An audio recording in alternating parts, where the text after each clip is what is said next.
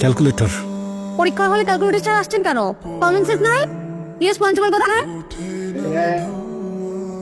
Sorry sir.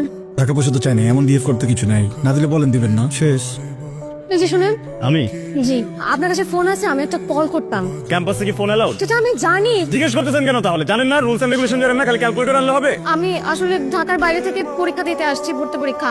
আমার সাথে আমার মামা ছিল, কিন্তু আমাকে বলছিল যে পরীক্ষা শেষ হলে গেটের সামনে দাঁড়াতে, কিন্তু আমি না মামাকে খুঁজে পাচ্ছি না। আমি যে মামাকে ফোন করবো, আমার কাছে ফোনটাও নাই। আমাকে কি ফোন ফ্যাক্সের দোকান মনে হয়? আমি ঠিকানা জানি, কিন্তু আমি না ঢাকা শহর কিচ্ছু চিনি না। আপনি মামা না আসা পর্যন্ত আমার সাথে একটু অপেক্ষা করবেন প্লিজ। কেন দারোয়ান রাখছেন নাকি আপনার মামা আমাকে দারোয়ান রাখছে? দেখেন তো আমাকে কোনো অ্যাঙ্গেলে কি দারোয়ান মনে হয়? বুঝলাম না আপনার হিসাবটা। মানুষের সাথে ফার্স্ট ইমপ্রেশনে কোনো মিসবিহেভ করতে না, বুঝছেন? এখন ফার্স্টের না, ক্যালকুলেটর আনতে পারে না, খ্যাত। আমি পরীক্ষা দিবেন, এখানে কেন পরীক্ষা দিতে আসছেন আপনি? শহর না চিনলে হ্যাঁ আজের কথা বলে একদম ন্যাকামো করবেন আমার সামনে। কি ভাবতে নিল আমার সাথে? আমি তো ঠিকই আসছে। কি ব্যাপার, আপনি কান্না করতেছেন কেন? দেখেন আমি আমি বলতেছি, আপনি না কান্না করেন না প্লিজ। আমি দুষ্টই করতেছিলাম। আমি মাইর খাবো, পাবলিক ইউনিভার্সিটি না, মানুষ আমি উল্টা পাল্টা কিছু করতে আমি ভুলে গেছি, সরি। আপনি আসেন, আমি দাঁড়াবো আপনার জন্য। আসেন, আইসিং খাবো না, আমি সত্যি কথা। একটু আসেন প্লিজ প্লিজ, আমি আসেন, আমি টপেট খাবো, আপনাকে আসেন, চাও খাওয়াবো।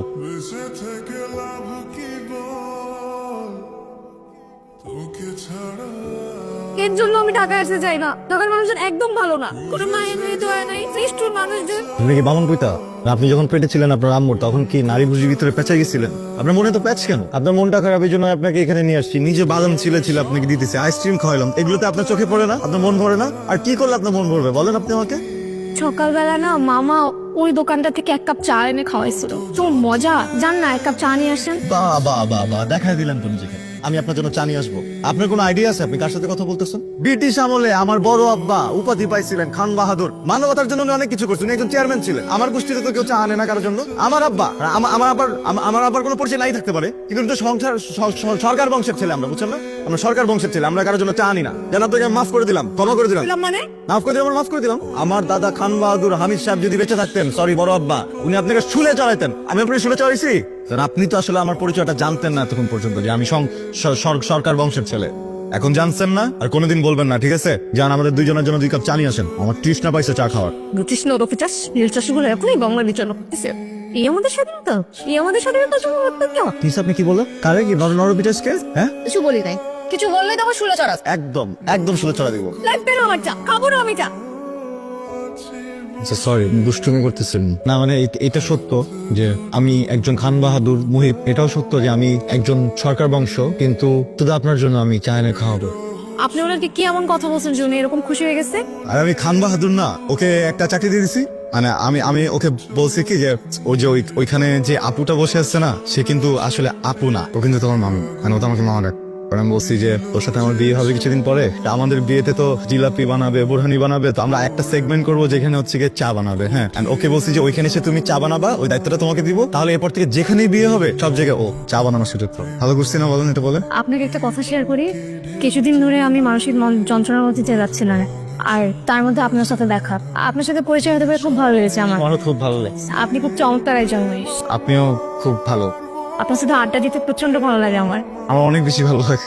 আপনি যদি ওনাকে যা বলছেন এটা সত্যি সত্যি যদি আপনি এরকম কিছু মেন করে থাকেন, তাহলে এটা ভুলে যান, কারণ আমার বয়ফ্রেন্ড আছে। আমরা শীঘ্রই বিয়ে করব।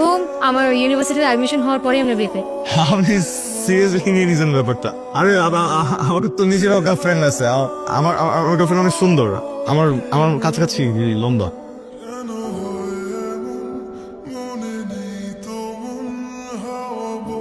তাই মানে কি? কিসের মানে কি? না, আপনার সাথে দেখা করতে আসলাম, আপনার বিচারও করতে আসছি। আপনি আমাকে মিথ্যা কথা বলছেন কেন? মিথ্যুক। আমি ক্লাসে ছিলাম, ক্লাসের মাঝখান থেকে দৌড়াই পর্যন্ত আসলাম। কোন ধরনের ফান্ডাম এটা? কি ব্যাপার বলেন তো? আমার পা ভাঙে দেখে কি আপনি কষ্ট পাইছেন? পাটা ভাঙলে আপনার জন্য ভালো লাগতো? শোনেন, আপনাকে একটা কথা বলি, এই যে আমার পাটা যে যদি ভেঙেও যেত আমি এতটা কষ্ট পাইতাম না। আপনি আমাকে মিথ্যা বলে এই বুকের ভিতরে যে কষ্টটা দিচ্ছেন। সুস্মিতা আমাকে সবকিছু বলে দিচ্ছে, প্রেম করতেন তাই না, ছেলেটা কষ্ট দিচ্ছে তাই না, কিন্তু আমি তো আপনাকে কষ্ট দিতে আসি নাই। আমার তো আপনার জন্য অনেক মায়া কাজ করে।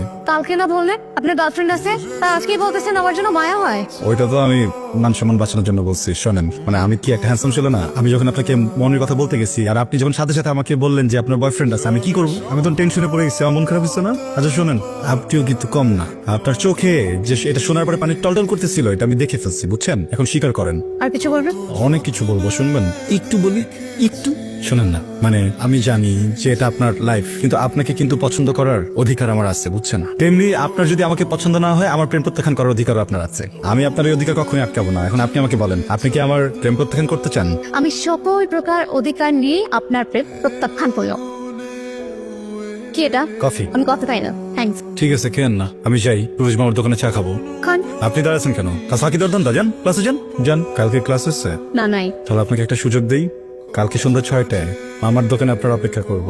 আপনি যদি আমার প্রেমে রাজি থাকেন তাহলে একটা লাল শাড়ি পরে চলে আসেন, যদি রাজি না থাকেন তাহলে আসতে হবে না। আপনি করেন অপেক্ষা, আমি এসবের মধ্যে নাই। আমি গেলাম ক্লাসে। শোনেন, কফিটা দিয়ে যান, ক্লাসমেটের জন্য নিয়ে যাব।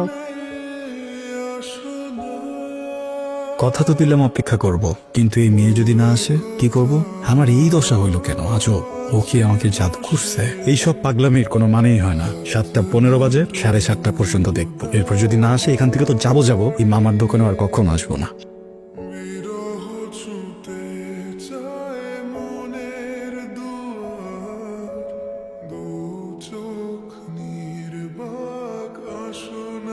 আপনি না বলছিলেন আপনি এসবে রাজি না, আসলেন যে? এবার আসলাম, ভাবলাম সরকার বংশের একটা ছেলে এইভাবে একা একা অপেক্ষা করবে, চিন্তা করলাম এটা সঙ্গ দিয়ে আসি। সারা জীবন কিন্তু সঙ্গ দিতে হবে, বুঝছেন? আমি কিন্তু আমি একা একা ওয়েট করবো সব সময়। ফাইনাল কি সিনেমা ডাউনলোড দেবেন না তো? আমার এসব পছন্দ না। আমার প্রেম কি আপনার কাছে সিনেমা ডায়লগ মনে হয়? এটা তো ঠিক না জানেন। একটা মানুষের ইমোশন নিয়ে এসব বলা তো একদম ঠিক না। ফিফি করবে না, যান কাপি আসি। তার আগে বলেন আপনি ডিসিশন কি নিয়েছেন? কি ডিসিশন এই হলেন? ওই যে বলছিলাম না আপনাকে, আমি এটা চায়ের বাড়ি করবো, আপনাকে নিয়ে বাগান করবো, ওখানে চা পাতা হবে, চা পাতা আপনাকে চা বানায় খাওয়াবো, ব্রিটিশদেরকে রাখবো কাজে। এটা কোনো ডিসিশন নেই স্যার? রিক্সা কিনছিলেন? কোন রিক্সা? আপনি না বললেন রিক্সা কিনবেন, সেই রিক্সায় আমাকে ঘুরাবেন, পেমেন্ট করে ঢাকা শহর আমাকে চিনাব। প্যাসেঞ্জার পারমিশন না দিলে, লাইসেন্স না দিলে আমি রিক্সা কিভাবে কিনবো? নিলাম লাইসেন্স। কিছু বলবা আমাকে? আপনি আমার মায়ের মতো। মায়ের সামনে আসলে কতটুকু বলা উচিত, কতটুকু বলা উচিত না বুঝতেছি না। ছোটবেলায় আমার আব্বা মারা গেছে, আমার কাছে বড় হয়েছি, আর এখন আমি থাকি আমার ভাইয়ার সংসারে।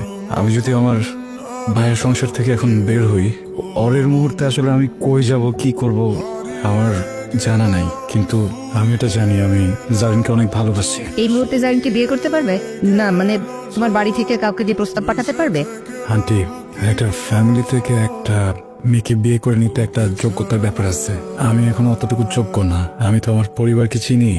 আমি যতই বলি, যতই কষ্ট পাই, ওরা রাজি হবে না। আমাকে 2টা বছর সময় দেন না, আমি যোগ্য হয়ে জারিনকে বিয়ে করব। মা, আমাকে কি 2টা বছর সময় দাও জানো মা? তোমার কথা আমি বুঝতে পারছি। জারিনের বাবা অসুস্থ, সেটা নিশ্চয় জানো। ওনাকে তোমার কথা বলেছিলাম, উনি ভীষণ রকমের জেদি মানুষ। কিছুদিন আগে ব্যবসায় টাকা লস করে স্ট্রোক করেছিলেন। এখন যেখানে বিয়ে ঠিক হয়েছে সেটা ওনার বন্ধুর ছেলে। দেখো বাবা মহিব, তুমি চাইলে জারিনকে নিয়ে পালিয়ে যেতে পারো। তোমরা এখন বড় হয়েছো, সিদ্ধান্ত তোমাদের। কিন্তু জারিন এমন কাজ করলে ওর বাবা বাঁচবে না, আর যদি বেঁচেও যায় তাহলে সারা জীবন জারিনের সাথে কথা বলবে না। আমি তো ওনাকে ভালো করে চিনি। একজন বাবার কাছ থেকে তার মেয়েকে কেড়ে নেবে?